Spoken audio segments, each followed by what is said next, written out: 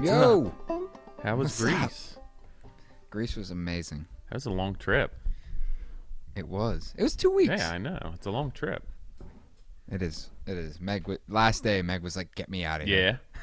Yeah. Just get me too home." many people. Too much. I feel like, yeah. It wasn't. It had nothing to do with. I think it was just the fact that we knew we were headed home, so we were just like, "Let's just get through that." Once it's over, you're like checked out and you're out of. That's a worst part about vacation. Like when you're leaving, because you know you're going home to the stress of life and work. You just want to get home, but you have all this crap to like pack up and then unpack and get settled again.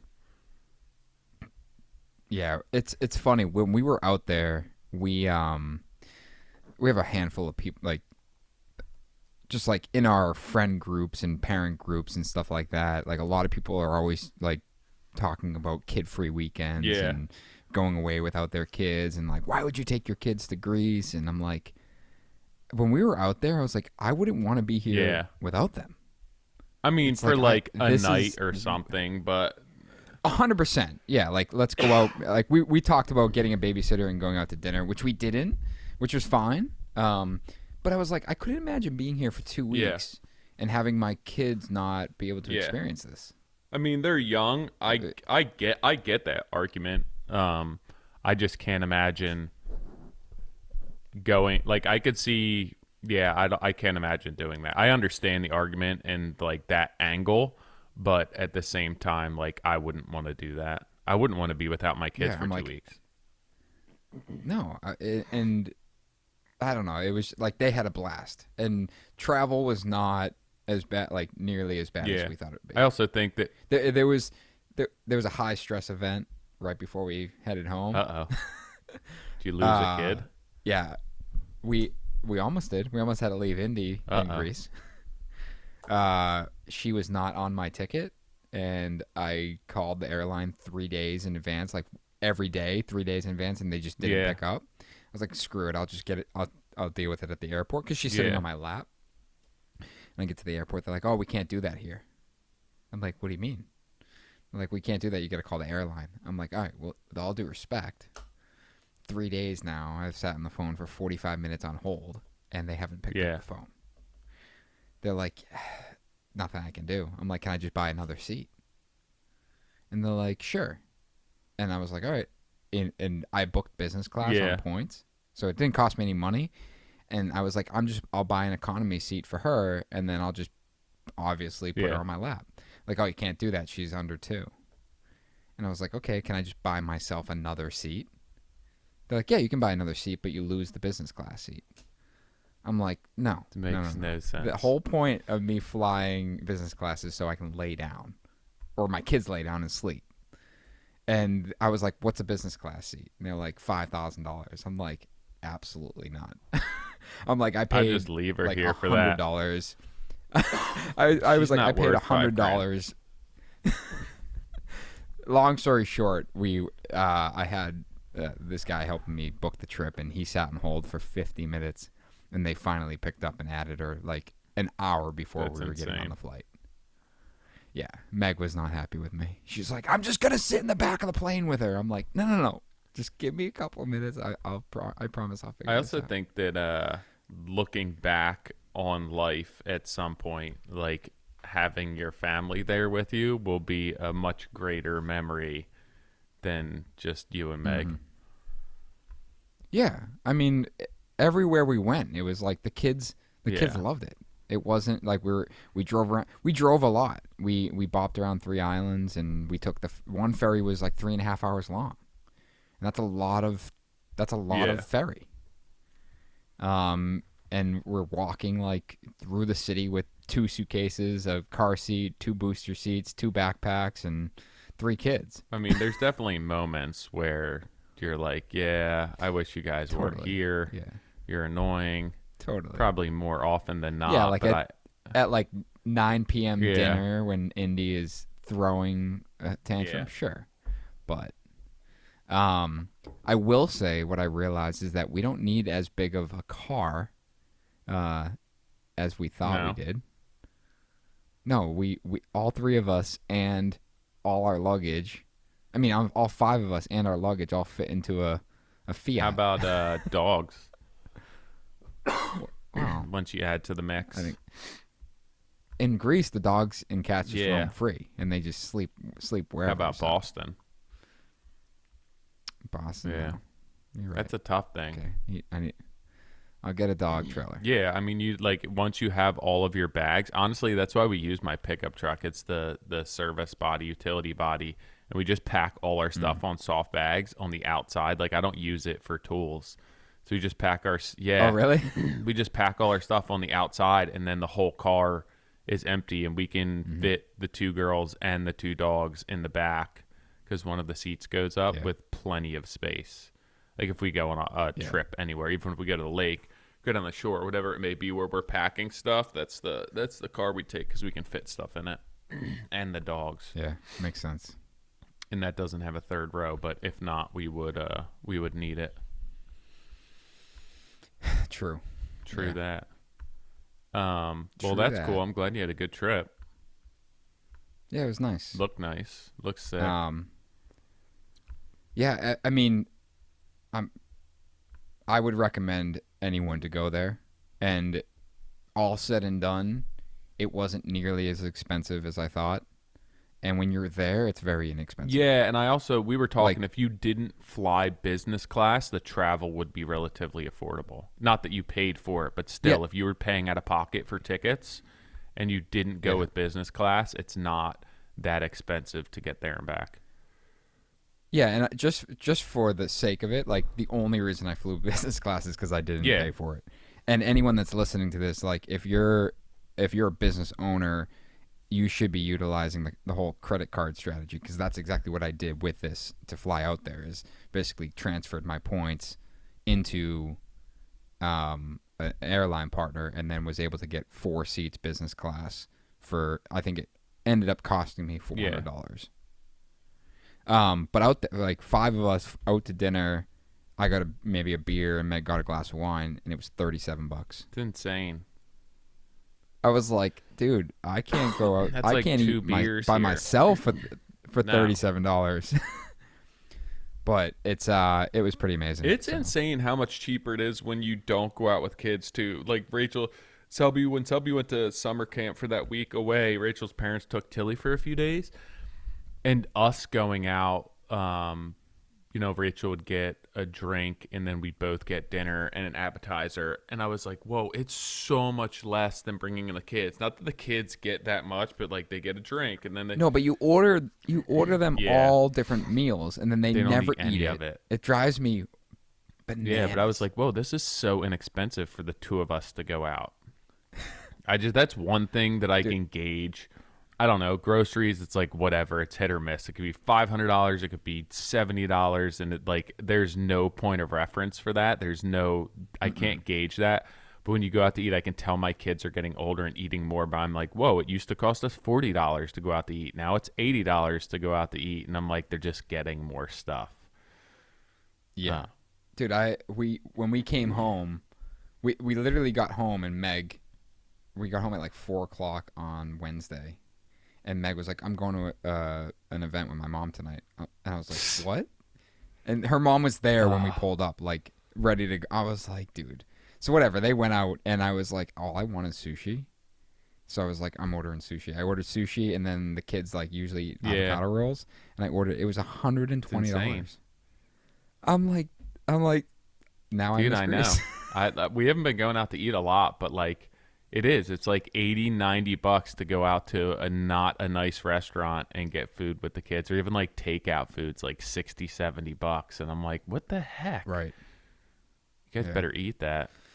It's like $2 per dumpling. Reed's great. We can order pizza, and he'll eat that for lunch at school.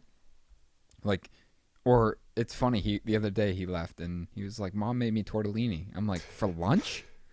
And she's like, "Yeah, I put in a little thermos for him." I'm like, dude, that's what Rachel made the girls soup one day and put in a thermos for lunch. And I was like, they're gonna be those weird kids at school eating soup out of a thermos, like those kids growing up where it's like, oh, he ate soup out of a. You had like the matching thermos to the plastic lunchbox. I It's like, don't send them to school Reed with had soup. tortellini. So. He's young enough, but it's like when up. you're in elementary school and you're bringing like soup in a thermos. So I was like, don't do that to them. Dude, if Reed went to school with soup in a thermos, he would come home with soup on his shirt and pants. Rachel, I came home last night. I worked late last night for the first time in a while because I didn't want to go in today because I have a few things to do. And I came home to tortellini. Rachel made tortellini for the girls. I didn't eat it, but it looked good. I almost ordered. They had it on the menu when we were out there, and I almost ordered it, and Meg was like, "Can't." I'm like, "Why?" She goes, "They're very particular about the tortellini the kids." They like. I'm like, "Of course they." It's like, it has to be one specific tortellini, and like they immediately know. It's good, but it definitely has like a distinct taste to it. Yeah. You know what I like about the other thing I like about Greece is that they don't cater to kids in the sense like there's no kids menu. Everyone eats the same thing. It's, that was, I mean, it was difficult coming from catering to them every day to not, but it was what it was. Like, hey, if you're hungry, this is what we got to eat. But when we got home and I ordered sushi and like rice and stuff like that, Indy ate 3 bowls. She hadn't eaten in 2 weeks. And 2 bowls of macaroni and cheese. I'm like, all right, well, she missed the American food. It's funny when you go away how like you do end up missing that stuff. Can you hear that on the computer, or was that my phone? I can't hear it. It must have like so I got the new computer for the podcast. It came. Oh, yeah.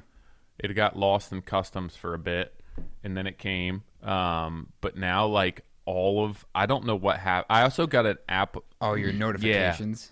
And I also got an Apple Watch in like not on the same purchase, but around the same time. So now all my notifications come up on my computer, and I'm like, it's dinging right now, and I'm like, can anyone else hear that or not? Dude, Ryan. So Ryan Pinkham, Pink Project Architects, Boston architect here. There was this joke when I would need to get in touch with him, I would FaceTime him, and his iPad, his computer, and his phone would all start ringing. And he picked up one day and he goes, "Dude, my entire apartment just like went under in an alarm when you called." I was like, "Now I know how to get in touch with you." I don't even know how to turn this off. It should up top right. There's like this little to the left of the clock. Yeah. It's like this little slide bar, and then hit focus, and then hit do not disturb. Wait, hold on. I'm on my really old computer. Oh, I thought you just said you I got do, a new but one. it's not set up yet. Oh. So yeah, there should be a do not disturb button at the top. What's it look like? Well, it looks different on the old one. I forget what it looks like. But it should be up to the left of the clock. Maybe a moon? Is there a moon up there? No, there is not. What if you click the clock? Let me try and click the clock. And then there's then it says like notifications. Open date and prime time preferences. Oh I mean, if you can't hear it, it's not that bad. I'll figure it out later. Yeah, so the new computer doesn't have any of the same ports as my old computer, so I have to get like I guess I would assume Doug ordered some stuff, but I have to get like all sorts of adapters to be able to plug in. So it's all sitting on the desk. Yeah. So I'm using it like for the internet, but not really for anything else. Dude, I gotta say the last 2 podcasts, I'm digging the feedback and kind of digging the format. And listen, all the guests that we've had, the 200 plus guests that we've had have been great.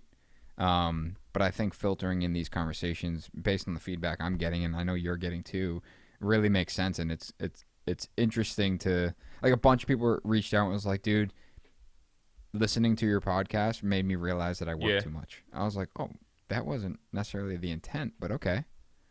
And then I had Rob from Ohio reached out and was like, "Hey man, leg press isn't a good workout. It actually puts a lot of strain in your back.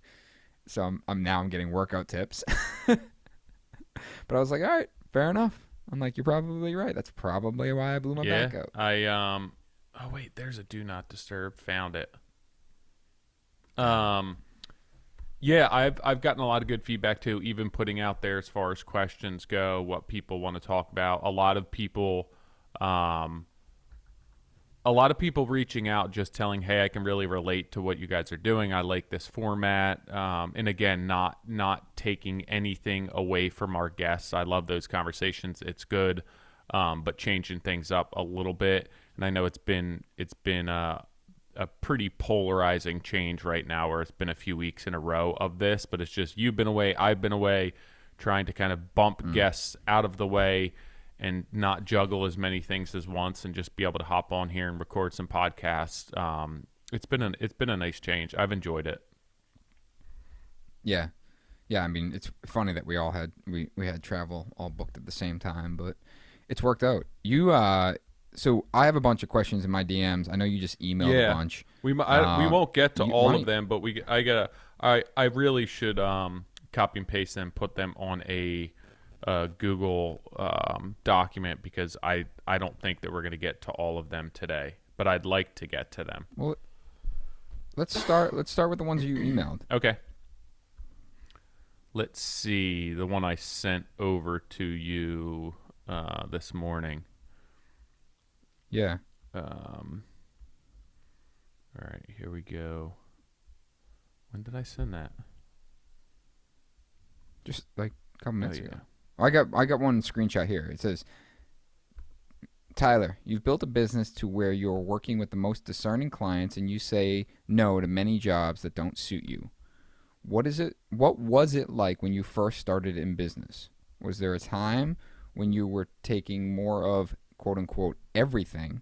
What did that process look like, narrowing your focus and learning to say no? Any advice for those who are also learning to say no more often? Yeah, so when I first started in business, I would take anything.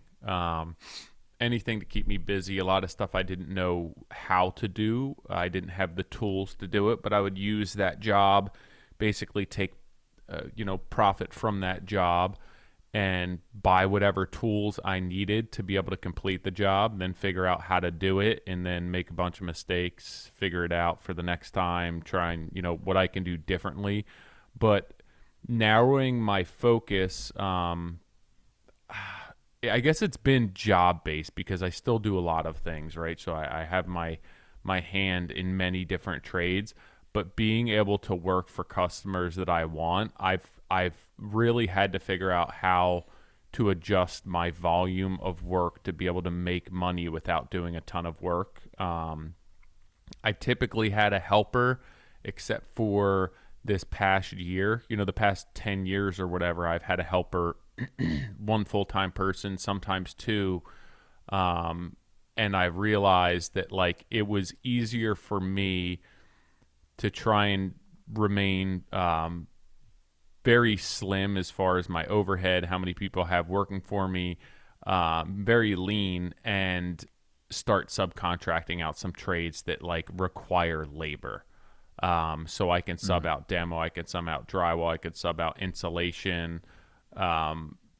There's a few things, obviously the mechanical trades, but it works out better for me, and I can really pick and choose customers and jobs that I want right now, because I don't have a bunch of mouths to feed. So that's kind of how I've worked my business, to be able to pick jobs that I want, pick customers that I want, because if I have a handful of jobs lined up, I could be busy for a year. If I had more people working for me, I think I would have to I'd have to change the way that my business operates. I'd have to do something more like you, where I have bigger jobs where people could stay on a job longer, and I need labor to keep them busy. If I was still doing the smaller jobs, I wouldn't be able to I would just be strictly management, because there's too much coordination and too many schedules and too many moving parts for me to be on the job at all. So yeah, when I first started out, I would do pretty much everything. I still do a lot of everything, but I do work for more discerning customers, but I'm able to do that by just remaining small and very lean and, not needing. This podcast is brought to you by Duration Molding and Millwork. Dude, on their Instagram a couple weeks ago, actually, let's see, August 12th, they posted this siding profile. First off, it's going to the Bahamas, which is sick. I am curious at how it gets. It's got to go on a boat, right? They don't put that shit on a plane, do they? Okay. That was probably a really dumb question, but I did question. I know they don't drive. If they're but especially long lengths. All right. Well, obviously this stuff goes on a boat, right? But they are custom making this siding profile, and it's super cool. It's like it's basically a lap siding, but it's got this tongue and groove detail. And listen, I'm not claiming to know exactly how this all works, but to me that looks like it's completely. I mean, it interlocks so there's no exposed fasteners, and it keeps everything tight, and it can't the lap siding can't separate from itself. And it's designed to match wood profile, and that's the whole point of the post he posted, is that they can make, and just like wood, they can make anything out of this polyash material. But that profile I found super interesting. But even like right before that, we talked about the crown molding and the brackets that they've made. All of it. And their most recent post is that the shutters. I mean, if you were to make that out of wood or another composite material, especially with all that joinery, that being exposed to the wind, the sun, like you look at all the old shutters that are just falling apart, they don't last long. I know. No. So if you guys want to learn more about their product, durationmillwork.com, but make sure you check them out on their Instagram so you can see what we're talking about. This podcast is brought to you by Rockwool, high-performance, fire-resistant, soundproof stone wool insulation for interior and exterior walls.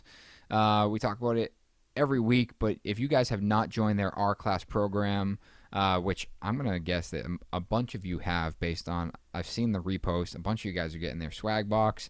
I keep promoting the swag box. They're probably going to run out at some point. But what it really is beyond that is a premium partnership program for builders who demand more. And we have worked with them on a number of projects, and they have always been there from a technical aspect, from an installation aspect. They've been on our job site working through the details with Mike over in Needham, with our team down in Rhode Island, and Julia for that passive home build. Products from under slab, below grade, in cavity, and of course the exterior insulation that is on our wall and our roof. But their team is dedicated to helping make sure that we are using the product in a way that makes the most sense, but also when it doesn't make sense, they're offering us solutions beyond what their product may be capable of. If you guys want to learn more, rockwool.com/rclass. I think it's also important, like I just actually hopped off a consulting call before we started recording, and I had a similar conversation with him, is that everyone has a different goal. And he was talking about, not like he had this division in his business that was doing a lot of insurance work. And he's like, it's great money. It's just not what I want to do. And it's like, okay, well, there's two ways to combat that. You stop doing it, right? Because you don't like doing it. Or you hire someone to take over that division of the business. If it's a profitable part of your business, why get rid of it? If the profit is important to the business, right?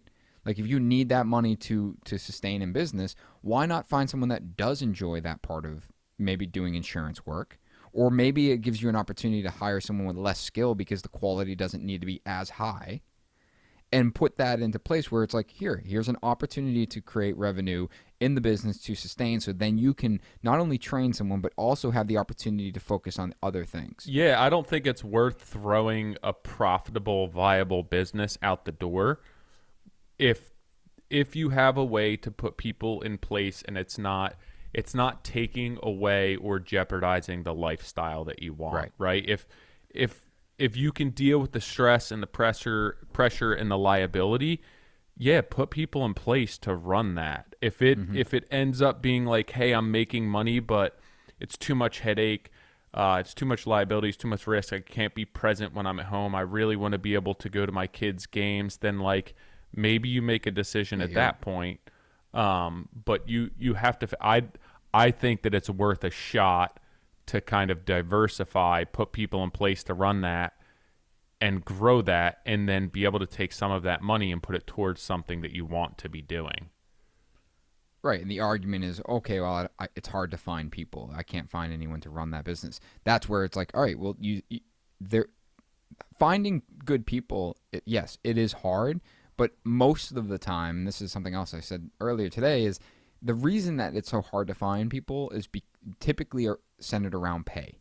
It's just the fact of the matter. Like, we are in a society now that it is becoming increasingly easier to make money and make a lot of money. And we're in a field that is very labor intensive, very just intensive in general, and we're still paying, less money or entry level pay scale, or an entry level pay scale, because we feel as though, hey, they need to start at the bottom and work their way up, which is fine. Like, there's not necessarily anything wrong with it, but the problem with it is that there's other opportunities for these people, these kids, we'll just say, to make money.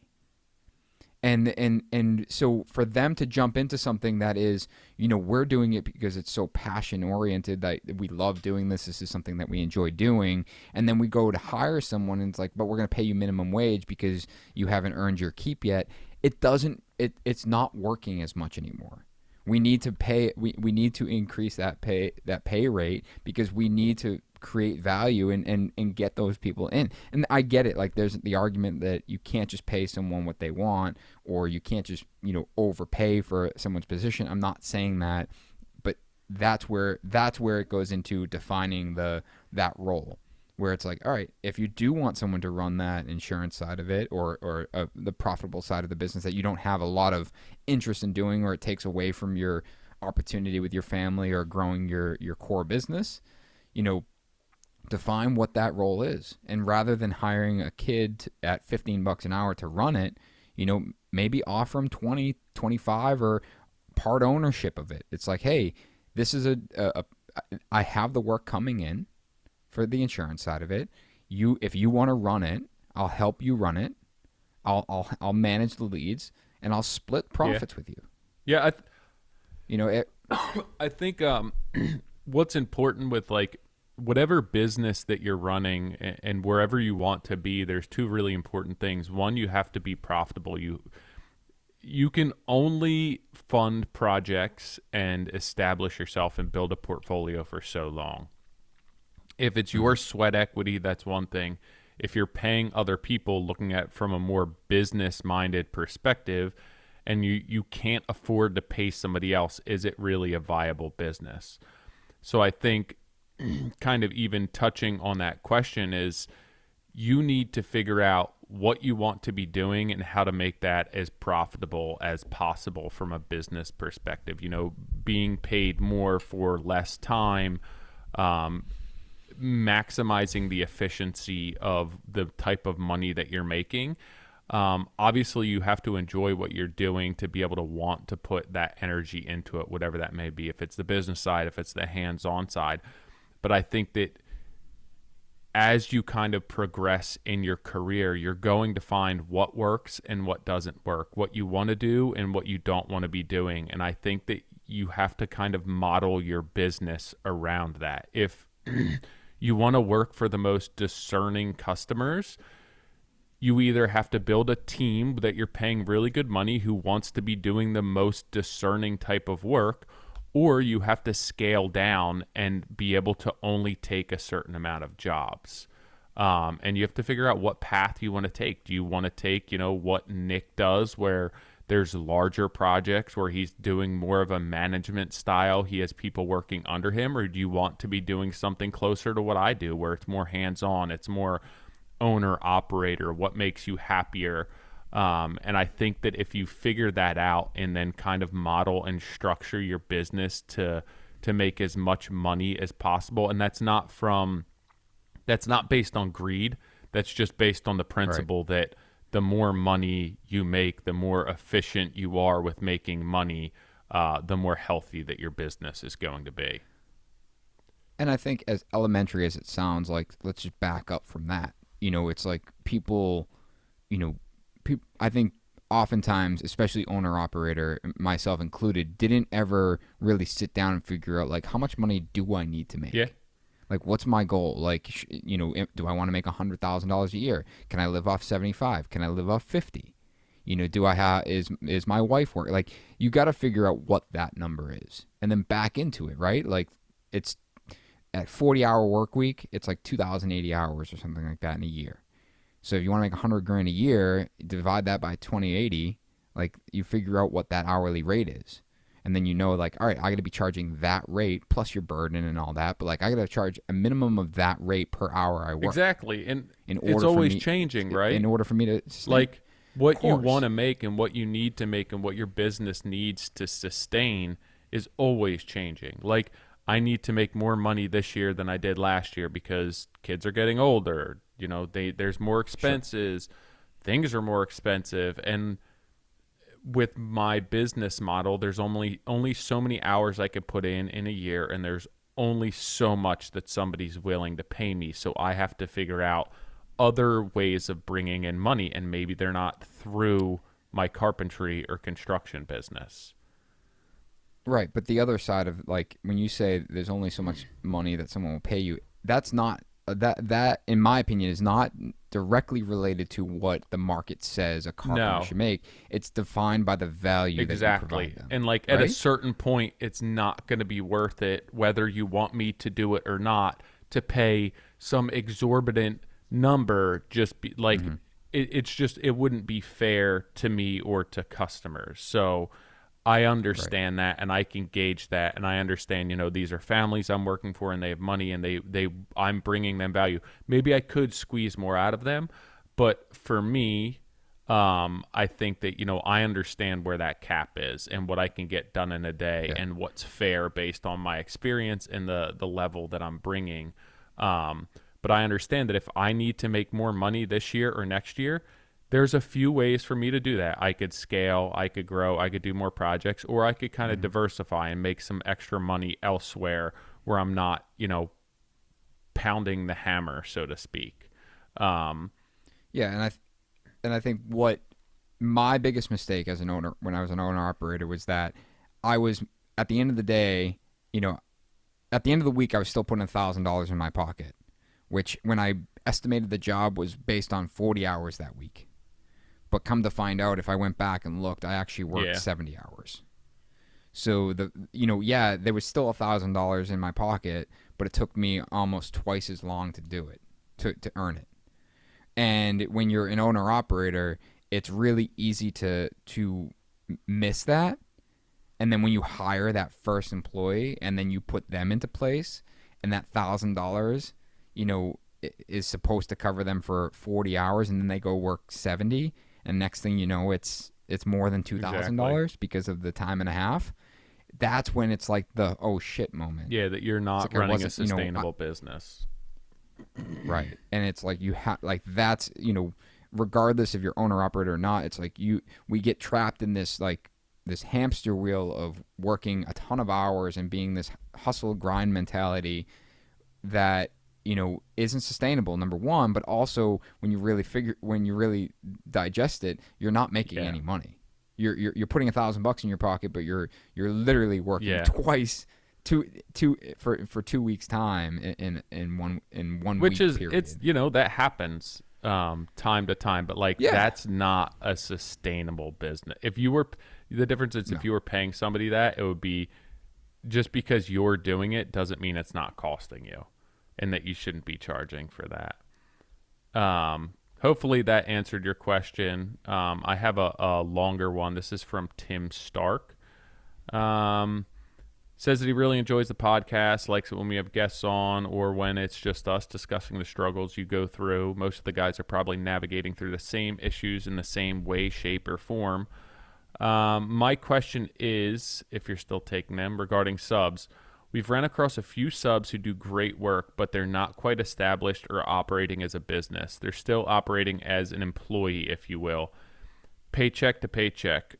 We live in a net 30 world. They complete a job, then demand payment as they're loading up their tools to leave. Sometimes we have time to inspect the work same day and can cut a check that day, but not always. Was curious if you've set pay schedule for your subs and how you deal with inexperienced one who don't quite have the business mechanics down yet. Keep up the good work on the site and the mic. So I can answer that. We have defined that in our subcontractor agreement. We spent a lot of time like working with our trades and figuring out what they need, but basically we define this up front, what makes sense for us, and that's based on how often we get paid from a client. So we're either billing a client every 2 weeks or every 4 weeks, and for our trades, we're typically on a once a month pay schedule with all our trades, and that's not 30 days from the time they invoice. We define that, hey, we cut checks for all of our trades on this day of the month. And in order for you to make that pay schedule, I need to have your invoice by this date. So they know that up front. We review it up front. The one thing with a subcontractor agreement or contract agreements in general for us is that this isn't just a document that gets sent and then they sign it blindly. We're going to review it and talk about these things because it's important. Because otherwise they sign it and then they demand payment. It's like, dude, it's in your contract. Page 37 says that we won't pay you until this date. And then they're frustrated. We don't want that. It's not designed to be this anchor that no one talks about until it's an issue. It's, hey, just so you know, this is how we pay. We also don't have physical checks. Everything is done through bill.com is what we use. And if you want, you can get a paper check sent, and it's typically 7 to 10 days from the time we process, or you can sign up for their direct deposit, and it's an e-check, and you get that thing in 3 days right into your account. You don't have to go to the bank. You don't have to sign anything. It's boom, signed up, you're done. But we define all of that in our contract up front. We review it up front. Now, there's guys that we work with that are one-man, two-man shows or smaller operations that they might need a payment in advance of that. Might be a one-day job that they don't want to wait until that whole period. That's fine. We'll make that decision case by case. But on paper and in the contract, it's very defined as to when pay recs are due and when they get paid. And again, that's not to leverage the subs. That's just to simplify your life and the way that your business is operating. To standardize it, right? So if one guy says, "Hey, I just had a payment request for they ordered roof material, like $30,000 of material for a roof or something like that. That I get my CFO sends me a notice saying, hey, they're requesting an advance payment, meaning that we have not received funds for this roof material from the client. We have not billed the client yet for it, but they need that money now. Will you approve this? And then I make the decision as to whether or not it makes sense to approve. Most of the time I do. I just approve it, and we basically front that money. We're out the $30,000, right? We pull it from an account, pay the sub, and then we make sure we bill that to the client on the next rec. So at the most, we're going to be out a couple. That's a extreme example. Most of the time it's less than 10. Usually it's less than $10,000, but this is a case that I think that the whole point of what you're doing is to ensure that everything's covered, that the money's there, that it's a system, and you don't have to think about it. There's no checks coming in or out when you don't expect them to be, and that you're just setting a standard. And I think that being flexible and being able to work with subs, sometimes there's just things happen. People are stretched tight for money. This job didn't come in. It's all hitting at once. You had to pay for this that was unexpected. You have to be flexible and be able to pay your subs when they need it. But I think setting those standards is definitely important from the business side of things from within. I don't have as much going on as you, and I work with, I'm not trying out new subs all the time. It's typically the same subs.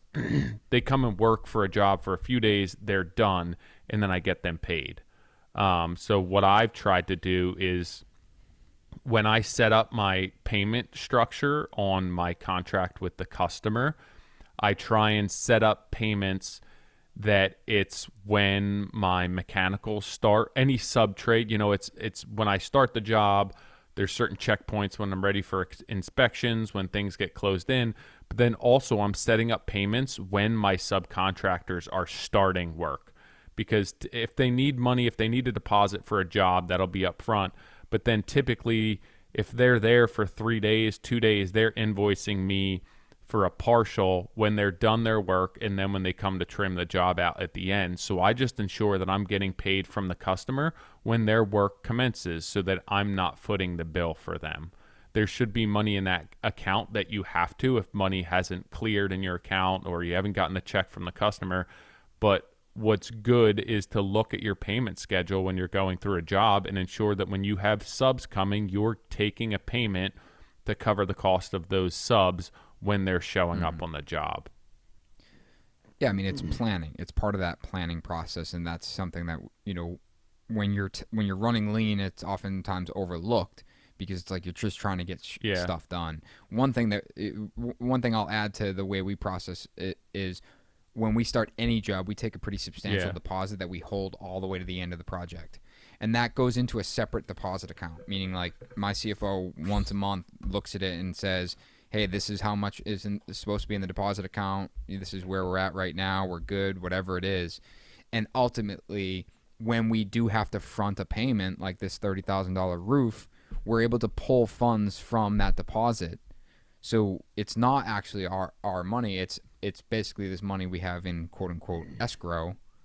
We're funding the roof payment, and when the client pays their next invoice, that $30,000 goes back into the deposit account that we hold. The other good thing is when you're getting your pricing from your subcontractors, ask them what they're going to need as far as payments and when. So like you have a flooring sub who has to order all the hardwood flooring 8-10 weeks in advance.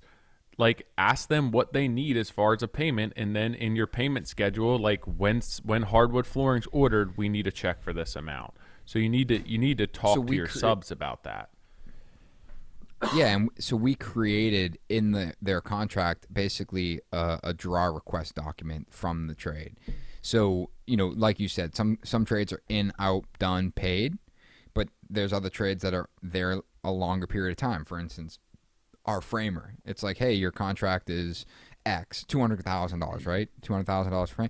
All right, well, obviously you're not going to bill me for $200,000 when the job's complete. What's your payment schedule? Well, I don't know. Like, well, define that. Let's break. How many payments you want? Well, 4. Okay, equal amounts. When at what period of time? Like, we define that all in our agreement up front. And this was something we took from the commercial side when a handful of us here have been in commercial, but we had this all defined in as draw requests. And I remember specific when I was working for the high-rise team, we had a door contractor. Basically, they only did the steel door jambs and interior doors of all the common spaces. And he had sent me a payment request for like, I don't know, $200,000 because it was probably a couple $1 million job. And I was like, I need this to be defined. I need a payment schedule from you. He's like, what do you mean? I'm like, I need some sort of schedule to know how much you're going to be requesting when. And he goes, and he didn't know what I was talking about. So I was like, well, all right, let's just break this down. You have 28 floors. You want to just build, like, you're going to do a week. I mean, you're going to do a floor every month, right? He's like, yeah, about. Okay, well, we pay you once a month. So why don't we just break this out, like, % complete on each floor? So every month, you would say, all right, I'm 100% complete on the third, and actually I'm 10% complete on the fourth. So I'm billing for that. And I can go out to the site and look, yep, third floor is done, and you started the fourth. I'll pay you that. And we'll just help define that. And if that, some of the smaller guys, again, like, our plumber, smaller team, we might help them define that for them, where it's like, all right, let's just do it by room. Like you're roughing out, 5 bathrooms, we'll just do it each bathroom. So we know at what phase you're done, and we can go out there and look at it and say, yeah, you're that % complete. We can release that. Yeah, and I think to kind of touch on this question again, I think that it's a case by case basis, but you also have to have some sort of standard. There has to be a system in place, and you cannot be funding your customers' renovations. Your subs can't be as well.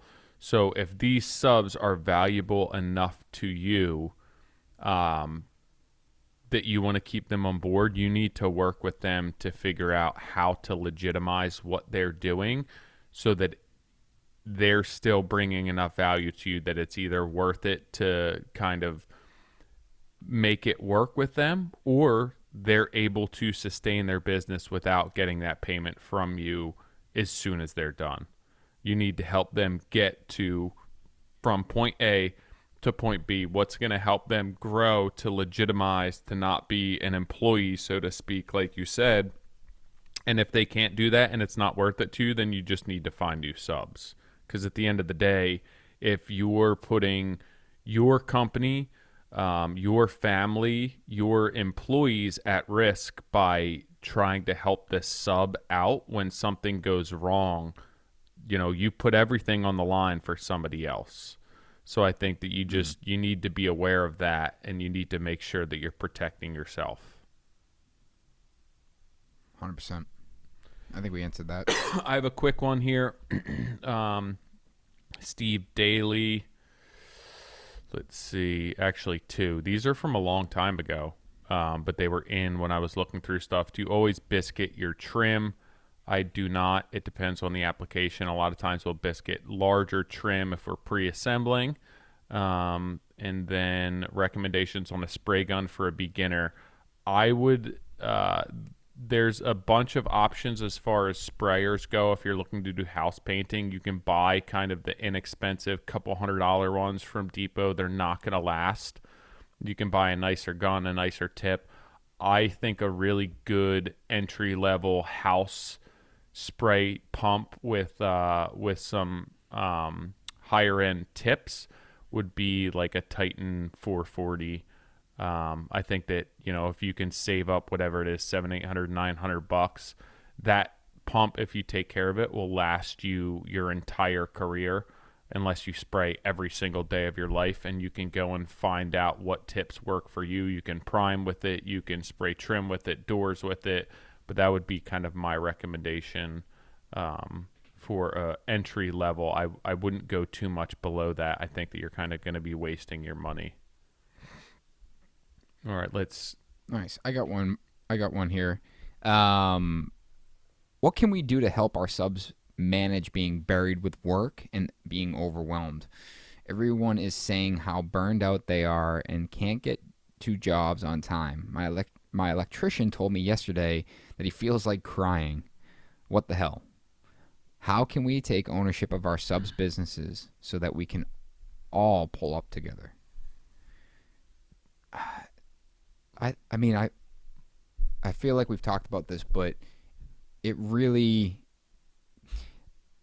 comes back to what we just talked about with payment. I think, honestly, is that it's really having these conversations up front and understanding how you can be an asset to them, right? Like everyone is over. A lot of trades are overwhelmed, and it's and oftentimes you talk to your trades and it's like, you ask them for a schedule, right? Like, we just like their payment schedule, we ask like, all right, what do you need to rough in a house and when do you think you can start? And they all give us the same answer. It's like, hey, this is how long it will take, and I can start this date pending that the other 6 builders I'm working for stay on schedule.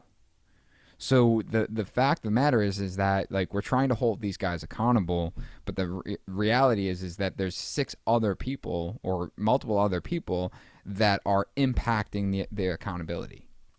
And in that case, in the conversations I have with our trades and my team has it with the trades, is that, all right, well, what can we do to help? What are the things that we can put into place to make sure that you are as successful on our project as you can be? And if there's things that we can help on other projects. We've had trades reach out like, listen, dude, honestly, I want to get started in your job, but I have to wrap this job up first. And I've sent my guys to help wrap up a job so they can come onto our job. where it's like I need a helper on this job and it's just taking me longer than needed. All right, what do you need a helper for? Just to muscle over a couple things. All right, I'll send one of my guys over. He can work with you for the next 2 days if that gets you on my job next week. Yeah, I think that, and like you said, showing good faith and showing that you're a team, that they're not, right. You're not exploiting what they're doing. So that's really important. I think that, again, offering to be able to help if they have to stay late on a job, stay late with them. Go grab them dinner. Just silly stuff like that. Asking how you can help, if there's anything that you could do. Nailing down your schedule, where it's like, my subs, I'll ask, hey, how much lead time do you know for me to get you on the job? And it's not ever standard. I ask every time I'm going to start a job, how much heads up do you need? A week and a half, 2 weeks. For my smaller subs, where it's more owner operator, I know that their estimate is not going to be as precise as the guys who have the bigger businesses, who have employees working for them, where they're like, I can send a guy there on this day because they know no matter what, they can bump people around to make things work. Those guys are a little easier. The owner operators, I need to push them a little bit harder to get an exact date out of them. And I need to do a good job on my end of sticking to my schedule. If all the builders did that and they ensured they got their subs in on the date and they had things taken care of on their end, your subs would all be on time. So like, if there's one thing that you can do to help, it's getting your subs in when you say they're going to get them on time, because everything's hectic and crazy right now. Like, you can't push your electrician because you couldn't get the meter socket. Like, get the meter socket well before you need it to ensure that you can get your electrician there. You can't be like, well, come do part of the job at this point. So I think for me, the biggest answer is maintaining your schedule and understanding your schedule. Right now, nobody's doing that because they have one foot out the door, always saying that there's a reason why they can't be on schedule. Figure out how to be on schedule. Yeah, and I think that talking about the ownership of that schedule, don't build the schedule and then tell the electrician, this is when I need you there. Ask the electrician. Have him, he needs a 2-week advance in order to be on site. So you tell him 2 weeks. He told you 2 weeks, you tell him 2 weeks. And if he says, dude, I really needed more heads up, it's like, man, you told me give you 2 weeks of heads up. If you needed 4 weeks, I would have gave you 4 weeks. But ultimately, like, if you ask the electrician, if I tell, hey, Mr. Electrician, you got 5 days to rough this house, the electrician's going to be like, okay, I mean, it's not going to take 5 days, but if that's what you're telling me, it is what it is. And when it's wrong, it's on you. Instead, be like, hey, how long do you need to rough this house? I really need 10. Okay. And when it takes 11 days, the electrician's going to feel the burden of that, not you. You weren't wrong. So it's this two-way conversation. You got to make sure you're getting the feedback, but you're absolutely right. Is that you gotta stick to the schedule, and when you ask for a small favor of like, hey, just come do everything but the meter socket. Well, that tiny little thing that is now a revisit, a remobilization times every other builder he's working for. That's why he can't get his head above water. Because everyone is just asking for favor after favor, bump this, bump that, do this, do that. And then it's like, next thing you know, it's like, what do you mean you can't get here? It's like, well, the 15 builders I'm working for right now all told me to come and do part of the job, and now I got to go back and clean them all everyone's up. Going week by week, day by day right now, where it's like, hey, show up at the shop tomorrow and we'll figure out where you're going, because everything's changing and nothing's in order. And I think that if everyone did a little bit more to ensure that they're getting their subs in and out when they need to, it would be much better for all of us. Yeah, you gotta be an advocate for. And you have to understand your trades. Like, you have to understand what type of business they're running. Sometimes you have to understand their personal life. Do they have young kids? Do they have a family? Do they have a very tight schedule? To understand what that booking looks like. And, there's subs that I know that are harder to get to the job than the other. And I tell them when I need them, and maybe it's a couple days before, because I know that every time I tell them, they bump me a couple days. So you have to understand your subs and where they're coming from and kind of how they operate their business as well. I have a question here from, I just screenshot it. It looks like Robert Grant Martin. We kind of touched on this already, but he asks, can you touch on the ways to start getting the work you want when you're starting out? Stress of making sure you're booked up by taking jobs you don't really want to be taking, leads, more jobs you don't want to be taking. We kind of touched on this already, but I think Nick always said something a few years ago that I recall where he was getting calls for cabinet jobs and small projects when he was looking to do full gut renovations and then home building. And I believe that you typically get the jobs that you put out. So if you put out content or you advertise, you market only the jobs that you're doing, those are the jobs that are going to come in your pipeline, because people are going to go online. They're going to see, well, he does this, he does this. If whatever you want to be doing, whether you need to do it on your own house and then take pictures of it and market it, you need to be putting out content and market what you want to be doing, because if it's only what you are doing, that's all the work that you're going to get.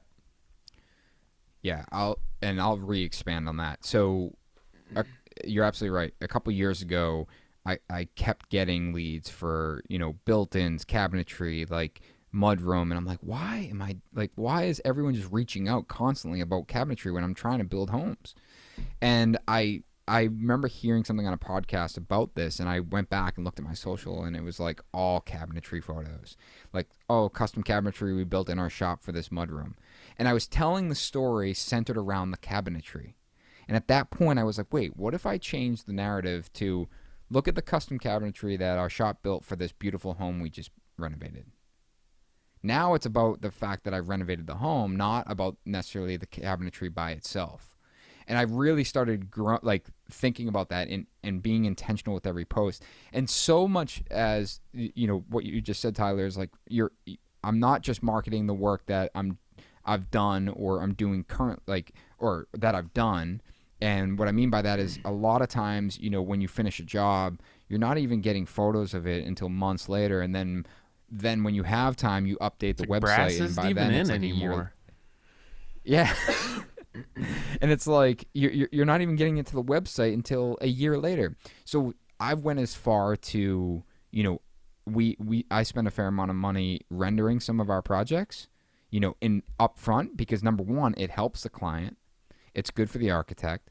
It's good for my entire team. We get them printed and put them on site so people understand what the goal is long term.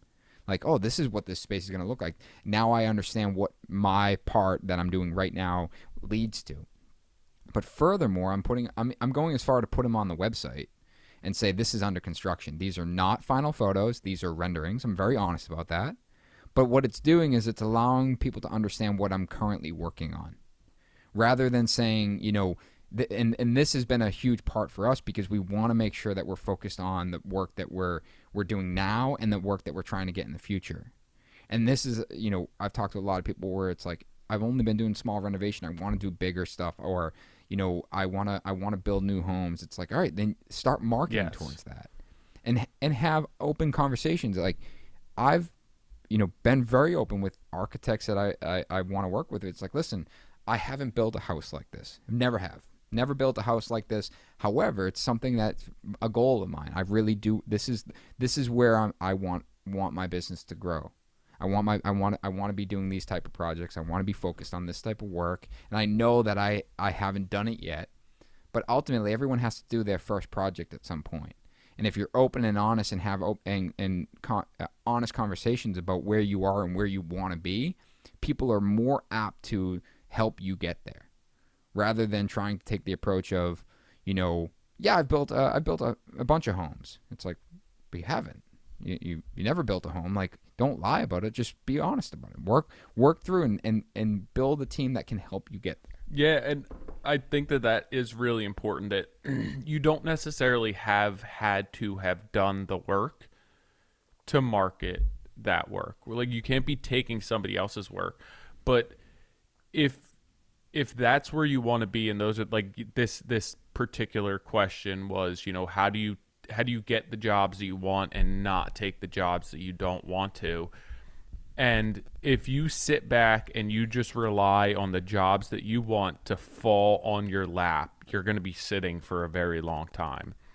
Maybe it's just, happenstance that a few jobs that you want come across your plate, but realistically, you have to go get those jobs. You have to create that narrative of what you want to be doing, what you're capable of doing, whether that's going and sitting down with architects, meeting with interior designers, putting out a Facebook ad, marketing that, hey, this is the work that we're looking to get into, going to vendors, asking for, sub-trades that can handle that type of work. You need to start building and establishing kind of the modality for that entire business model that you're looking to do. And I think that you don't have to necessarily have done that work, but if you want to be there, if you want to get there, you have to put the systems in place to get there. And that's through marketing, through the team, through the business model, and everything else. You can't sit back and just hope that these jobs come across your plate, that this house winds up on your lap, that this architect sends you those plans. You have to go and fight for that. You have to go and work for that. And you have to establish that you're able to do that. Exactly. And beyond marketing, it's having those conversations and just being open about it. You got more questions? Or was that yours? That was you yours. Got one. Was that mine? Yours. That was, no, that was yours. I have all your screenshots open here too. You got a 4-part. That's what I'm looking at right now. He's got a lot of questions. Let's talk about from Graham McKinnis. Well, this one. Yeah, so Graham talks about estimating, and then we have another one from Jason Queering. It also talks about learning how to quote and do takeoffs, and I think we can kind of combine these. But this is... I feel like I have the same concerns when it comes to estimating and takeoffs and everything, because ultimately it's a lot of work, and frankly I just don't like doing it. I can fire through an estimate pretty quickly until there's like certain sections of it where it's just like, now I just have to sit here and count and like think about how long this stuff takes, and I get bored with it. But when we're talking about estimating, I think that what oftentimes, in my experience, that I failed to do was that I was trying to do it completely alone, where I was just trying to like go through and figure like and basically guess, or quote unquote guesstimate, how long this stuff was taking, rather than getting some feedback. And it's a real balance, because what you don't want to do is you don't want to put your guys through pricing fatigue. In the sense of like, hey, can you price this? Can you price this? Can you price this? Price this again. Change this, change that. And I'm talking about your vendors and your trade partners and things like that. But what you need to do is you need to establish conversations with these guys, like, hey, explain where you're at in the process of like the project. So, for example, like, is the project yours? Do you have a pre-construction agreement on this? If you have a pre-construction agreement, that means you're contractually, you are how am I trying to say that? You are contracted to price the job, meaning like they are paying you to price the job, so you have a pretty good shot of this going through should you make the budget work. And if you should have a general sense of whether or not you can make the budget work if you're in a pre-construction, unless you have zero design, right? But my point is that there's a little skin in the game. You're not just pricing this for price shopping. The client wants to work with you and basically is trying to figure out if they can afford it. So we reach out to our vendors and say, hey, listen, we are currently in pre-construction with a client. We are contracted to build this. These are the goals with the project, blah, blah, blah. And we're looking to get some pricing feedback from you. And depending on how far along the drawings are, that could be really informal, where it's like, for example, paint, right? Hey, we know the house is going to be 4,000 square feet. I'll have a general conversation with my painter and just talk with him over the phone. Like, I know we don't have any detail here, and I'm not asking for a hard number. I'm trying to put together a high level, like, lump sum number on what this house is going to cost. So from a paint perspective, do you know what you might be charging on average per square foot? And they might say no. And typically, if they can't answer that, I'll kick a number back. Be like, well, all right, I was going to carry like $20 a square foot. Do you think that's adequate for 4,000 square feet? We're talking $80,000 paint number to paint a 4,000 square foot house. If they've been in business, they're going to hear those two numbers pretty quick and say yes or it's no. like, what was the last house that you painted? What did that cost? Right. Where a lot of times they just don't think about it, where it's not right. It's not something that they've ever because computed. they probably don't price things like that. But if you kind of circle back and look on what you have done, you could be like, all right, well, this house was this much per square foot. This house was this. It's the same thing as like a kitchen. It's like, well, how much is the kitchen going to cost me? How much does it cost to rough in a kitchen? I don't know. They're all different. All right, well, what were the past 10? And let's take an average of that. I know.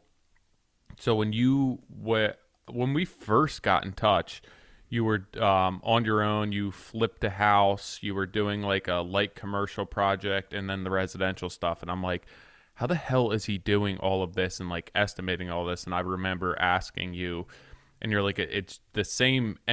I guess it's probably your commercial background, but you're like, it's the same thing, whether it's a big job or a small job. It's just more numbers and bigger numbers where you have to go through every line item on that job to create a high level estimate. You have to figure out everything that's going to go into that job and then put a number or a value to that. So I think that as far as estimating go, you can break up estimates into, hey, here's like my bathroom estimate spreadsheet. Here's my kitchen estimate. But I think that even just having one massive spreadsheet that you compile as you go when you're first starting out, if it's a bathroom, just start writing down all the trades, all the sub-trades, all the materials that may go into that and pricing jobs. And it's going to take a long time, and it's going to be very high level, but that's how you build confidence in your numbers. As you become more experienced, you're going to realize that every estimate that you do for a bathroom is going to be pretty close, and you're just going to be like, all right, well, there's this much more, this one's this much bigger, and you're going to have a gut feeling. But all of that comes from those early days of putting those numbers together and understanding what goes into it. And the one thing, this is a little bit different than what you do, Nick, because a lot of what on the smaller jobs, it's more of a lump sum type bid. But those numbers don't necessarily independently of each other have to be precise. But as cumulatively, they need to be. So maybe you're high on drywall, but you're low on paint. So like when you average those numbers out, you want them to be good. So sometimes you just need a number that's a pad, like a number that's a fill number that, yeah, maybe this is where I need to be. I know that I can make up for it here. But you need to go through those line items and figure out what that's going to take. If I have a job that it's not a job that I typically price, I'll do it two ways. I'll price out line items. I'll price out my subs, my markups, and then I'll go through and I'll price it where it's me doing the labor, and I look at the amount of time involved in that, and then I put a number to my time and then all of my materials on top of that, and I'll look at it two different ways and say, like, if my numbers are close, I know that I'm good. If my numbers are way off, like I missed something or something's wrong. So you have to start at a very high level when you first get in business because you don't know. And I think that there's a couple things I would add to that. Work with the divisions, like the construction divisions, the 16 divisions. And the nice part about that is you look at every line because it's going to make you remember things. And like, for example, like consumables. What are consumables? Well, trash bags, right? RAM board, like site protection, like those are the things that like, oh shit, I do need those things, and I forgot, like I don't have a line item for that. And and then it's like, all right, do you have any concrete work? It's like, well, I got to pour this little concrete footing. All right, well, even though it's $300 in concrete, like put that there. Like it's gonna remind you line by line. But when you're like that being kind of tip one, like I've always worked through a spreadsheet and looked at every line and considered, is there anything within that line that I need to capture? Beyond that, then it's a matter of like over time you're tracking this stuff and then figuring out like a measuring device. For example, when we run an estimate, we'll have a column that says like the percentage of the overall cost. So on a house, I can look and see that, for instance, maybe electrical is always 15% or 10% of the overall cost of the house. And if I continue to price homes and I compare those, I can see like, oh, that's usually this percentage. Or I can divide it by square footage and run a column like that. Like, hey, electrical is costing me X amount per square foot on this house and this house and this house. So when someone says, hey, I want to build a 10,000 square foot house, I can quickly run numbers on that and be like, you're probably at this much. The other thing that, and I've done that. Sorry, the other thing that's interesting with the more that you do this stuff, right, where you look at these consumables or you look at site protection, and when you're first starting out, you're spending so much money, or I'm going to use this many rolls of tape and this, that, and like, I remember doing that, going on Home Depot online and like, how much is one thing of Ramboard going to cost? And I'm going to be using running half here. And then you realize that like, whether you're doing a 800 square foot kitchen or a 30 square foot bathroom, like the site protection to the space is going to be the same cost. You don't need to go through these things and like you'll pick up speed and you'll understand this, but that's only through your experience. I think that like even from a millwork perspective, so Ken is doing all the pricing for materia. But oftentimes what I've done is when someone reaches out to us for like a particular kitchen, I'll go in and I'll measure it a couple different ways. And specifically, like someone reached out about inset shaker kitchen and wanted a rough price on it, and they had a floor plan. I went back and looked at our two last shaker inset kitchens, and I measured them linear footage of cabinetry, but I also measured it square footage of finished face. So like end panels, doors, like I just took the elevation, I took the cumulative square footage of finished space or finished panels. And I ran those numbers and divided it by the total amount that it costs us to do those. And it gave me a pretty good range of what that kitchen could have estimated at based on linear foot and square foot. And I then took their floor plan and I measured it the same way and times it by the multiplier. And I gave them a range based between X and X based on linear footage and square footage. And when Ken priced it, it landed right in the middle of those numbers. And it's just once you complete a job, you got to dissect it a handful of ways. You can do the same thing if you're an interior trim carpenter. Okay, I have 3,200 linear feet of trim that I installed in this house. Okay, was it one big room or was it a bunch of rooms? Divide it up by the linear footage. Then divide it up by how many rooms you trimmed out. Divide it up by how many doors you installed. Divide it on how many outside corners, inside corners. Like there's just find a way to divide that number up and do it a handful of different ways and figure out like, all right, which one seems to be the most accurate, and then use that for your estimate.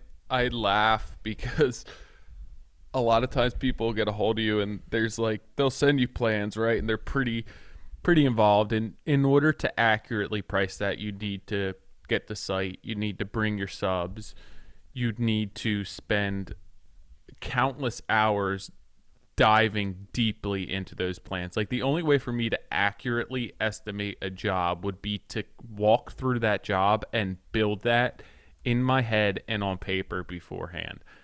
And that takes so much time and so much energy. And a lot of times I tell people, it's like, if I'm going to give you a budget, I'm going to go through a spreadsheet and I'll put a bunch of numbers to it. It's still relatively fast, maybe an hour or two.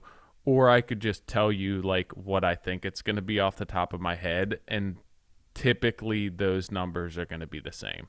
Like they're going to be like, I could either just tell you what I think this is going to be and I'm making that up, or I could put a bunch of numbers into a spreadsheet that I'm not really putting the time into walking mentally through this entire project. So I'm just making it up with a bunch more numbers rather than one large number. So I think that, again, a lot of that comes from experience and kind of starting out and not having enough confidence in your numbers to understand what makes these up. And as you do this, as you become more experienced, as you get burnt on a job, as you make more money on a job, you'll realize where those numbers need to be.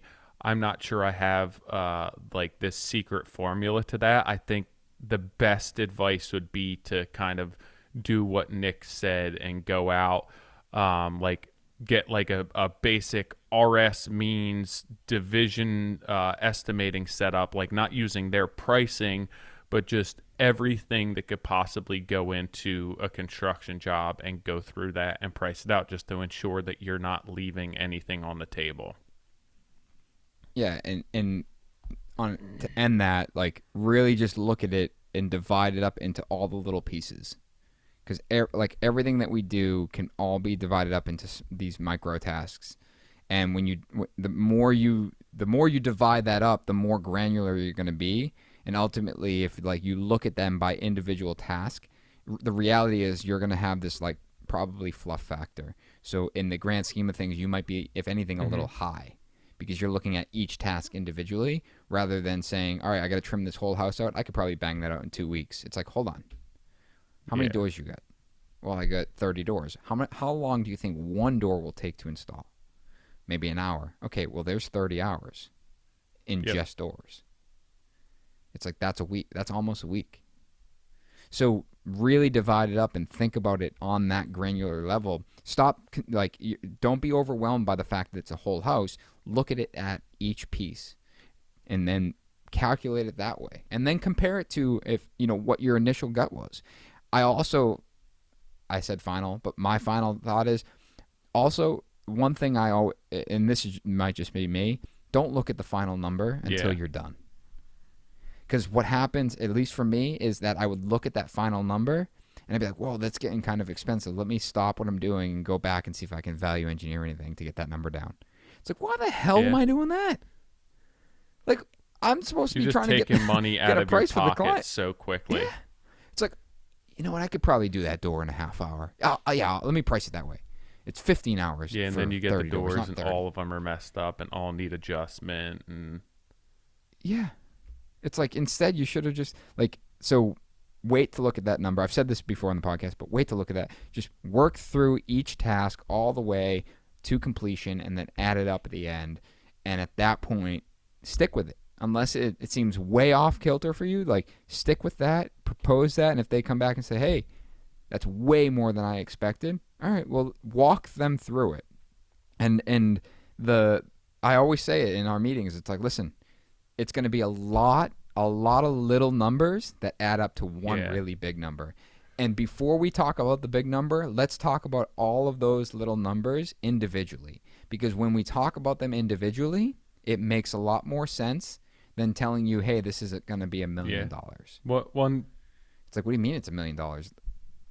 I'll walk you through that. One last thing to kind of touch on there, and I initially thought that I was done, but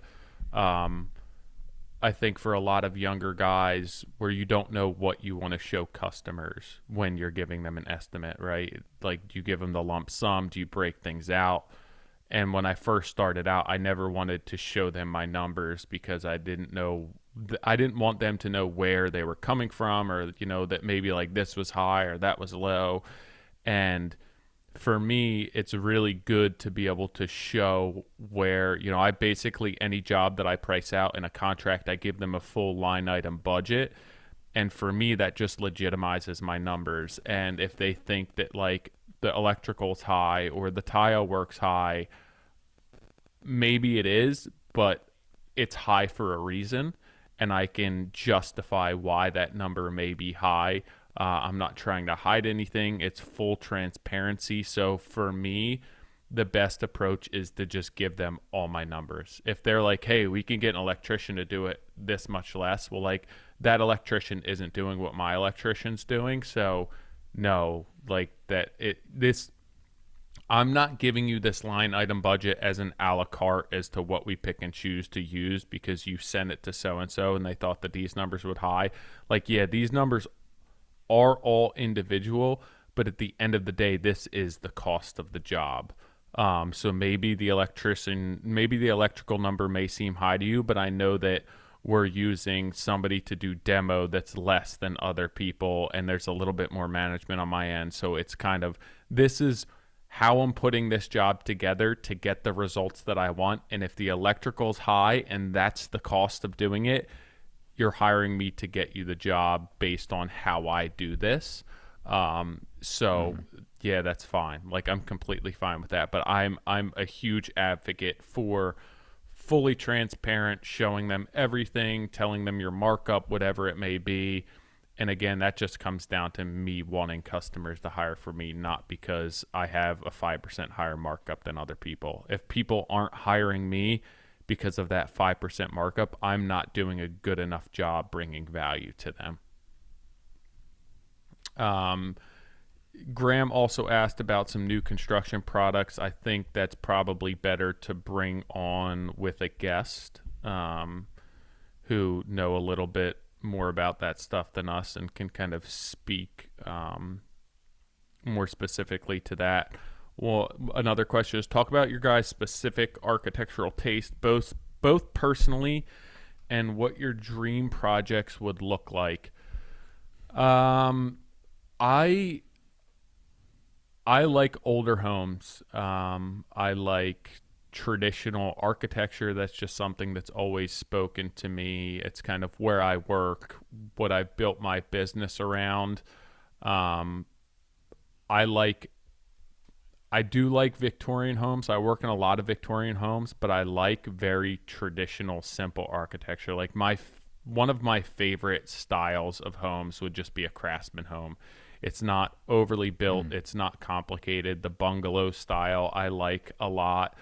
I like the entire theory behind it. I like that it was a cost-effective way to build. I like the scale of it. They're very manageable houses. I don't think that they're that ostentatious. So for me, it would be more that simple Craftsman style, arts and crafts, 1900s, 1920s style of architecture. I also do love a lot of old Victorians with like the ornate porches and the woodworking and the millwork. I like that a lot. But if I had to choose one, it would probably be that, bungalow style arts and crafts of like the 1900s, 1920s, the chestnut wood, a lot of stained wood.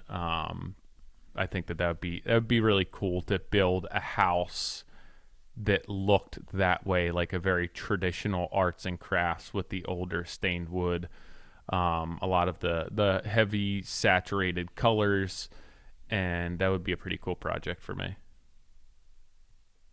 It'd be super cool to build it, like you said, it brand new, and like go through that process again, and try to do it with the same mentality as to why you're building that way. It would be. It's a very simple, kind of understated form of architecture. I know, Nick, with your love of modern, that you understand the difficulties with them. But the one thing with the Craftsman and the arts and crafts style is that it was meant to be affordable, and it was meant to not overly complicate things. And I think that there's a lot of reservation there that makes it really beautiful. There's not a ton of layers of things. It's a lot of square profiles, a lot of end grain, and I don't know. I just think it's cool. Can I just say that I'm so glad you didn't say split I was going to, but I don't know. I like old stuff. I like Cape Cods. I like a shed dormer, just nothing super fancy. Yeah. Matt, I'll never let her live it down. She sent me a house one day, and I was like, she's like, I love this house. I'm like, Meg, that's a split level ranch. And she's like, so? I'm like, if I had a list of homes that I liked, it would like that wouldn't even be at the bottom of my list. And they're also like so extremely inefficient. Not only like I'm just like I can't believe that we're so far apart. And now like every time we drive by one, I'm like, yeah, they're bad. Look how nice that is. Look at the vinyl on the bottom wrapping up the concrete. So I'm obviously the opposite of you. I like my dream project would be some super complicated, like almost commercial project in the sense of like really complicated steel, concrete structure, lots of glass, and just refined elements. But with like really natural materials too. So I shared with you, but we're designing our renovation, and one of the things that we talked about is like the use what materials that we want to use, and like there's a lot of metal in our renovation, like the countertops and the handrails, and I want it to be a living metal, and it's going to be a bronze, and I don't want any coating on it, like we'll wax it, but I want it to age. I want it to tell a story. It's very similar, like I'm playing with my wedding ring here, but it's the same thing with my wedding ring. It's like I could have got a metal that never scratched and looked perfect forever. I'm like, I don't want that. I want this ring to tell a story, and that's the way I think about it. But architecturally, yeah, I mean, modern is I have a love for modern because of the complexity of it, but it's also I love that feeling of being in a space and looking around and just not really understanding why it feels a particular way. Or when you're standing there and you're seeing the light like flash across a wall a particular way, or there's a pool in the backyard that the sun shines a reflection on the ceiling inside the house, like things like that, where it's like when you can sit there and kind of just zone out and just appreciate the way wind and light and things kind of play with the overall structure, shadow, that's really enticing to me. It's no, modern architecture, I think, creates like the moodiest spaces, where it's the shadows and it's the light and it's the lines and the angles, and you're really like creating this mood through the space, and it's through almost through a lack of complexity, even though it is very complex. There's not a lot of distractions there. Even the textiles, the surfaces, the way that light plays on things and how everything interacts and is not like layered over each other.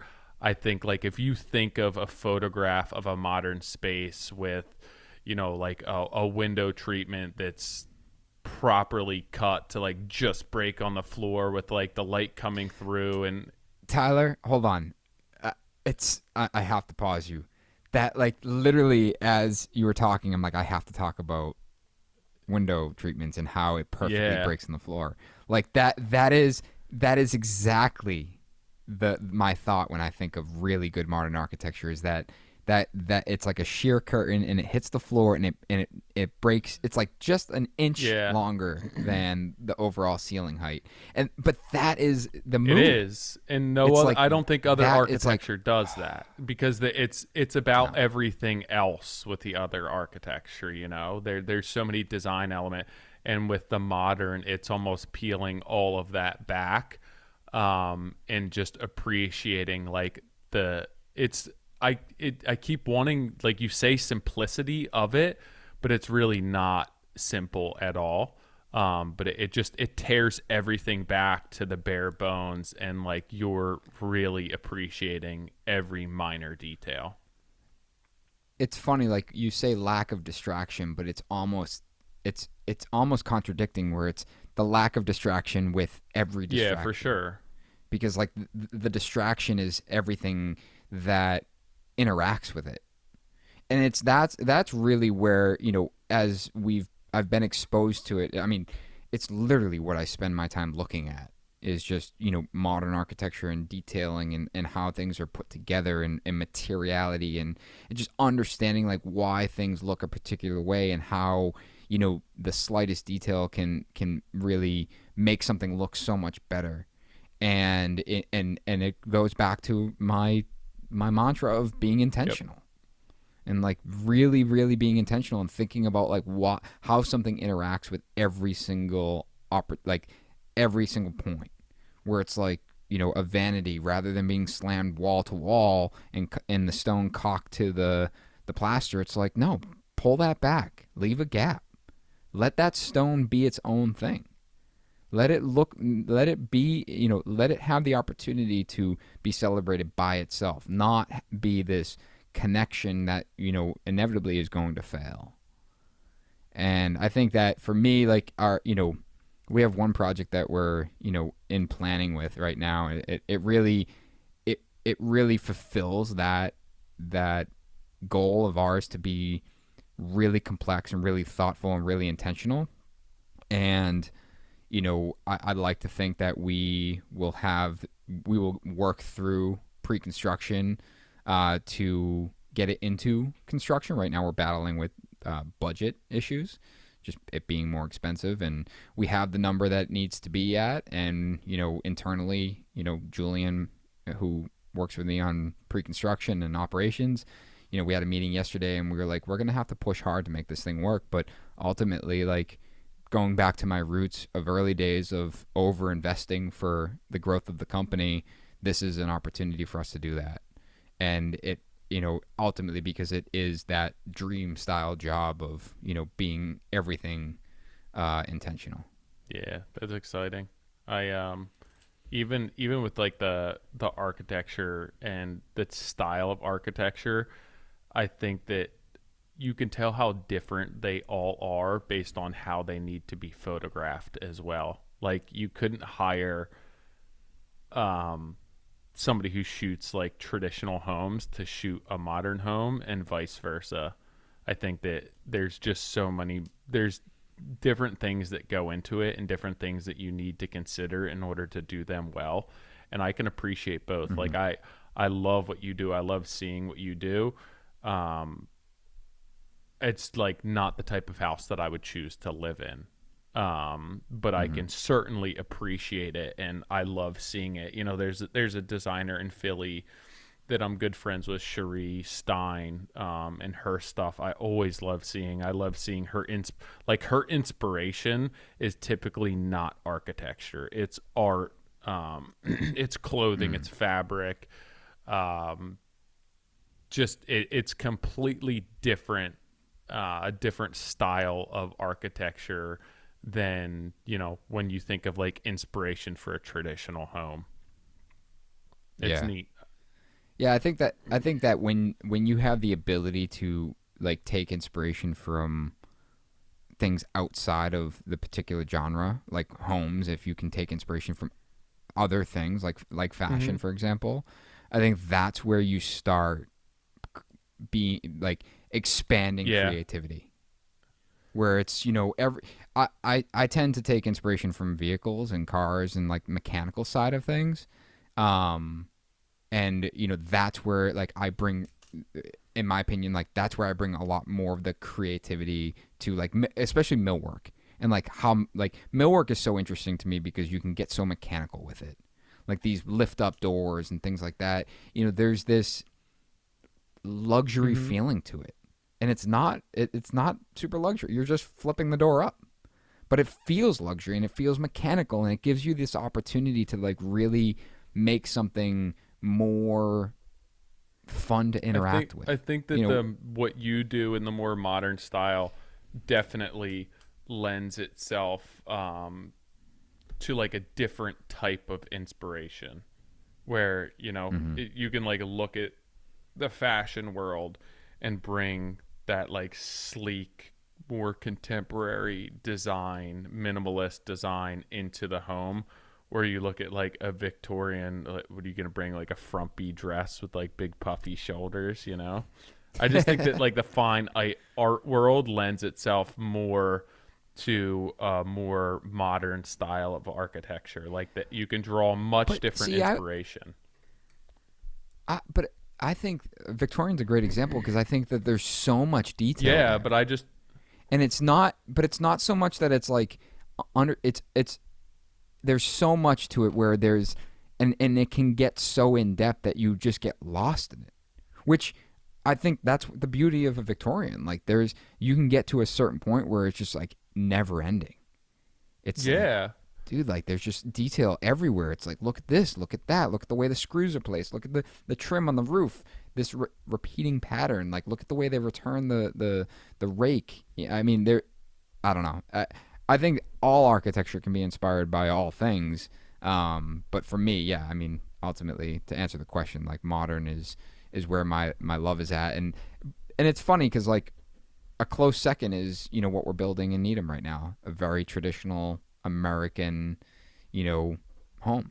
And there's beautiful architecture that Steve and his team have designed. The swooping roofs. It's like, it's so beautiful. And frankly, like, I would live in that home too. It's just, ultimately at the core, like, there's something about modern architecture and the complexity of it, and like that fine line of commercial and residential, which apparently, I forget who told me they call it resimercial. I was like, oh, okay. They're like, yeah, we call that resimercial. I was like, all right, I don't know. Guess you're just gonna need one of each. each. I'm a resimercial builder. But yeah, complex. All right, I think we got time for one more here.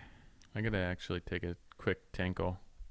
Do you have any specific questions? I'm forwarding. I have a couple. We're not gonna get to all of them, but no, but I had one saved, and I think let's answer one more of yours, and we'll save these for. Oh yeah, we already answered this one. TJ Chippendale. I don't know his real name. It's TJ. I actually met with him a couple weeks ago. Says, you ever think about working for a large company or being a specialist? The amount of stuff you need to do, small remodeling jobs, is crazy when you self-perform everything. Obviously, that question's directed more at me, but I think that Nick could definitely touch on being that he is a bigger company, like people working for him. But I think that I used to think about this a lot more when my anxiety was worse and customers really got to me, where, I based a lot of my self-worth and how I felt on a daily basis on how my customers were feeling about my projects. And I think that I've kind of turned a page and turned a corner, and I don't base my happiness on how my projects are turning out and how, like, the experience that my customers are getting. It's very important to me, but that's not who I am as a person. I'm not basing my self-worth on that, which is probably a deeper answer than you were looking for. But at this point in my career, in my life, I kind of like where I am as far as what I'm doing. It doesn't create as much stress on me as it always did. So I think that the reason I would entertain working for somebody else would be to not have the time constraints and the amount of pressure on myself. And at this point, I don't feel those pressures as heavily as I did when I was 25, 30 years old. So I don't necessarily, if I'm going to do something else and kind of split my time as I'm doing now, it's not to get away from the stress of it. It's to have a little bit more freedom and be able, I think that I believe that I have more to offer than working by myself doing remodels for the rest of my life. So I think that it wouldn't necessarily be looking to go to work for somebody else because of the difficulties and the nuances of being a remodeling contractor. It would be more for self-growth. Yeah, I mean, I haven't really. I can't remember the last time I thought about going to work for someone else. And I think that if any because I've said it before, like there's definitely times I feel like I'm doing the wrong thing and I should just go do something else.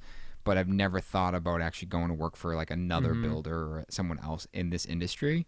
And I agree. I think that it would be, in my opinion, it would have to be a really, really, really big offer. Not financially, but like a big role. I feel like I'm at this point in my career and in my life, like I'm so high level with what we're doing and focused on in the future that for me to go and scale my thinking back to like, you know, a 12 to 24 month project would be really difficult. And frankly, I think I would fail at it, where it's like I'd rather be part of like building something for 10 years. And I don't know what that would be.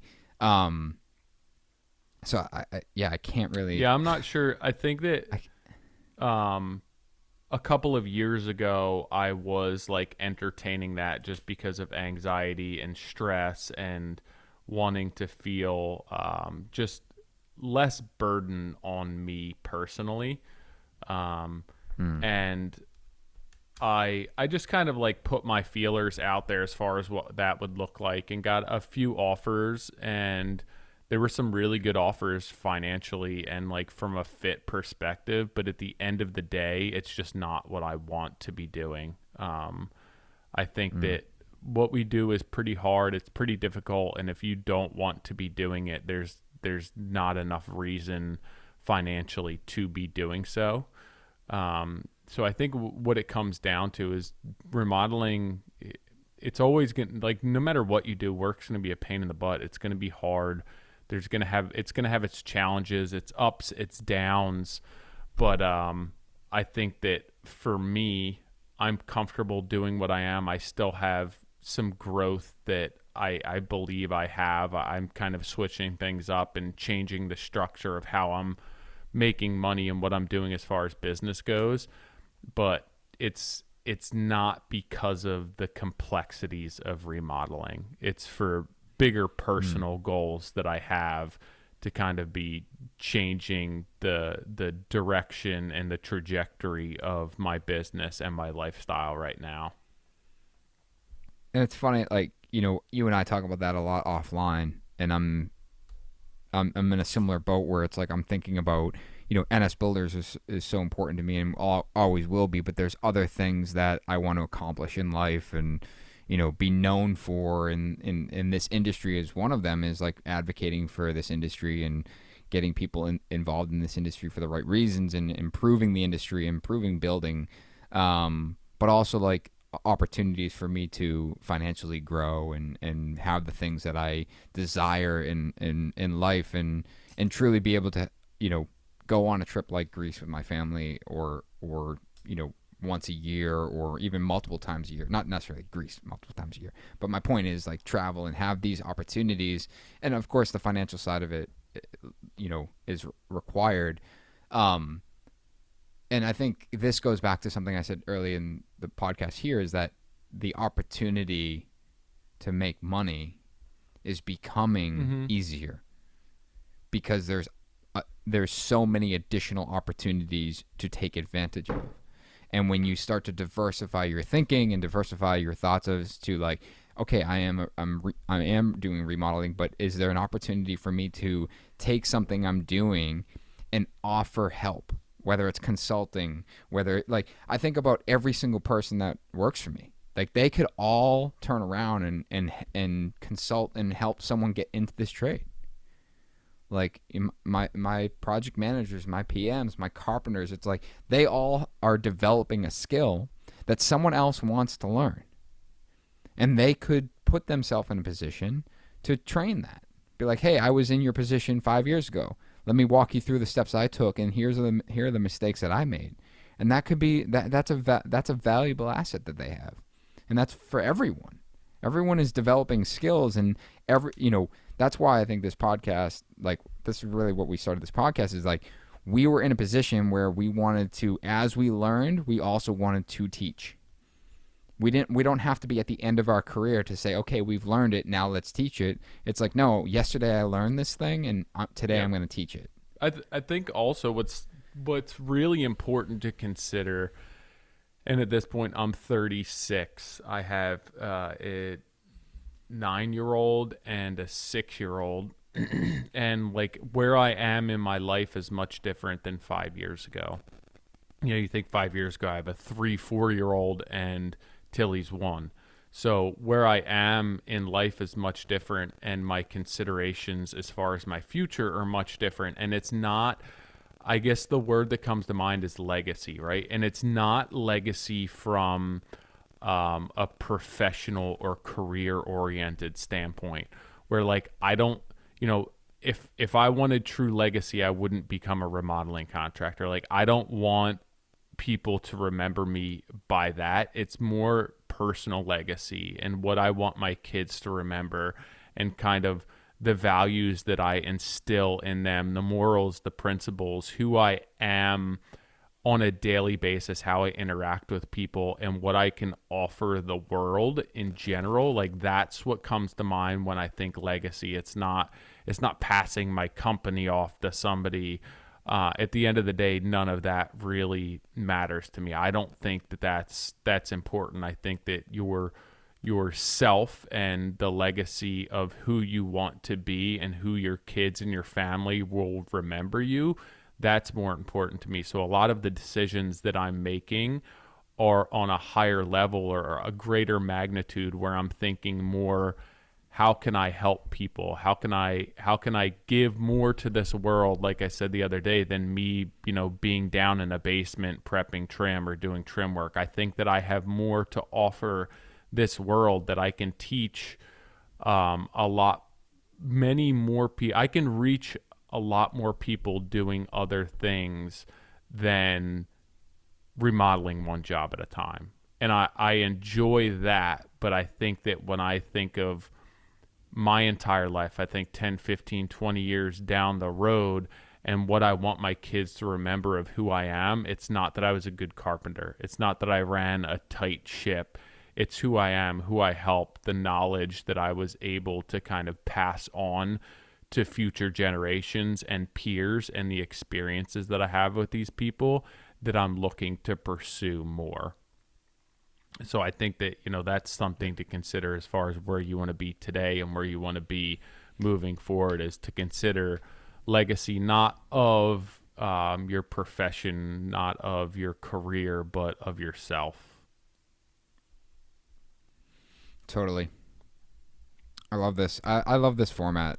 And I think I've realized that we had a bunch of, I was looking as you were chatting, but we had a bunch of emails come in through our Modern Craftsman email as well. So I think, why don't we do that so they're organized for the future? It's like future episodes. So if you guys have a question you want to submit, info@themoderncraftsman.org. You read one of them. So info@themoderncraftsman.org. If you guys have questions, let's do this more often in this Q&A style, but send them through email. That way we have them in one spot and we can organize them. Yeah, that's a good idea. And we'll just, knock out as many as we can. I know a few people had reached out to me asking that they wanted to follow up with questions based on our personal podcast as well. So that'd be a good place to go and do that. And then we'd be able to kind of sort them all in one location, one folder, one document, so that we don't miss out on any. If we didn't get to your question this week, we'll definitely get to that in future episodes. We have them saved. If you want to ask questions and you feel like you missed the boat, just shoot them to our email and we'll go from there. Yeah. And next week, actually, before we hop off here, but next week, I believe we have Mike Holmes Jr. Oh. Yes. So he had posted something on Instagram a couple weeks ago about skilled trade shortages. And I forget what exactly it was, but I wrote to him, I disagree. And I said, but I'm not going to talk about it here. I want to talk about it on the podcast. And he said, all right. And he signed up. So next week, we're going to talk about skilled trade shortage with Mike Holmes Jr. He's from Make It Right. Mike Holmes is his father, TV personality. So we'll talk to him next week. If you guys want anything specific, us to bring up anything specific, shoot us an email. Again, info@themoderncraftsman.org. And until then, we'll see you guys next week.